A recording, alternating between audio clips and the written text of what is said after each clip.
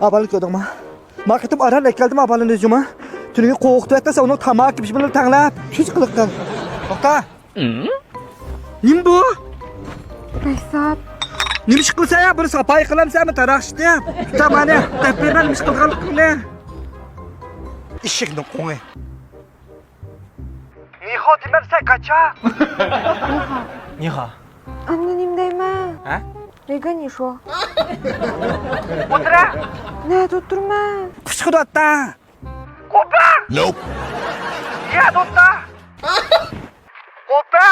Ay yeni dotta yeni da. Vay ras bir dört bir nime sen ne?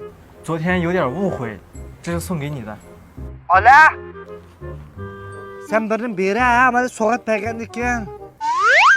O da adır ben de sana. Baş nesi be? 好的Behzat. 谢谢。 Neymiş kısa ulan beşe biri? 你还是别喝了。 Ya da kızan oğlan kimi de bir mulayim bir iş kıkına. 要不你看看腿。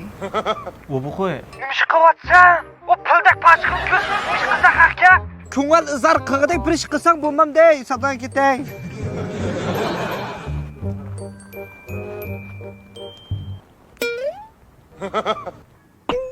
Bayna bir döt ballırdım öte döt nime sen ne? 喂， Neymiş kıvatıdı? 头发小小的多。 Ta bir iş kıkaş otamam sen cim otamam ya da. Hey! Tata kulağını. Neymiş kılmak istedim? Baş kıskılla dedim buna.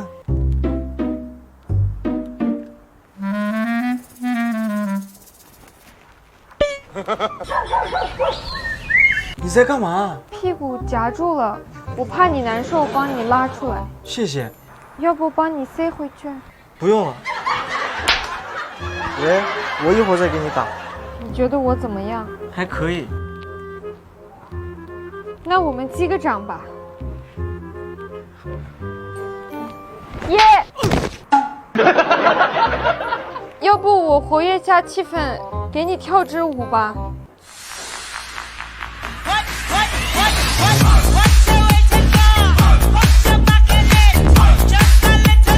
Hey, neymiş kıvatsa? Ya tutuğu avu nim kıldın onu ya? Öttürüp ettin mi? Neymiş kıldın hamsi bakın? Mağa bir dakika.